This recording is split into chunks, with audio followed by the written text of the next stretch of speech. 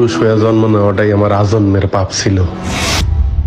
তবে এই দেশে আমার মতো পাপীর সংখ্যা হাজারে হাজারে, লাখে লাখে। এরা সবাই মানব সন্তান হয়ে জন্মাইছে ঠিকই, কেউ পুরুষ হয়ে উঠতে পারে নাই। আর পুরুষ হয়ে না ওঠার যন্ত্রণা যে কত কঠিন, কত ভয়াবহ, প্রতিনিয়ত হারে হারে টের পাই।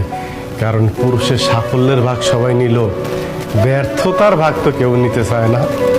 কারণ সবাই মনে করে পুরুষ জন্মগ্রহণ করছে পরিবারের অন্যান্য সদস্যদের চাহিদা মেটানোর জন্য।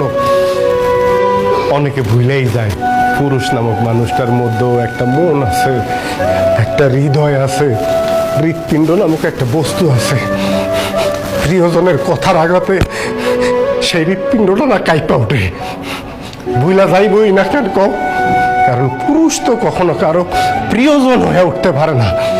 সব সময় পুরুষ প্রয়োজনই কাজে লাগে। জানো সোনিয়া, পুরুষ মানুষ সবসময় চোখ দিয়ে কান্না করে না, মুখ দিয়েও আর্তনাদ করে না। পুরুষের মন কান্দে, হৃদয় আর্তনাদ করে।